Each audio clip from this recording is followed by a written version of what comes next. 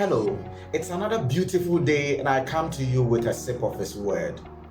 Did you know that your body was a temple of God? Yes, God created us like a temple. And the Bible says that when He created humankind, He breathed the breath of life into him, making you His possession, making you a temple where He would dwell. Indeed, the book of Ezekiel, chapter 47, tells us that I saw water flowing from the temple, from the sanctuary of the temple.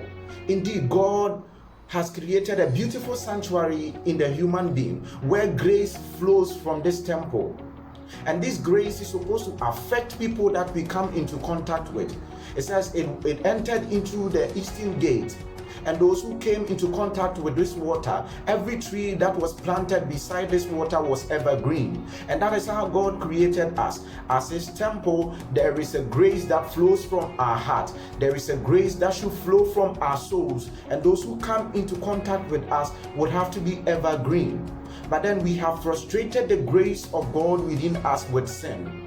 And when this happens, there is the need for Jesus to come into this temple, as Luke chapter 2 tells us, that He will drive the money changers out of this temple. Those who are defiling the temple have to be driven out of the temple. I don't know what is within you that has defiled you as a temple of God, frustrating the grace of God within you. And so I call on you, just as Jesus entered the temple today to drive away these money changers, there is the need for a spiritual purification. The temple of God, that is you, has to be purified this very moment. Today, let us ask for the grace of God to drive out the evil within us, the sin within us, the immorality within us. For God desires to dwell within His own temple. But then we are not allowing God to dwell within us. It is about time that we allow His presence within us.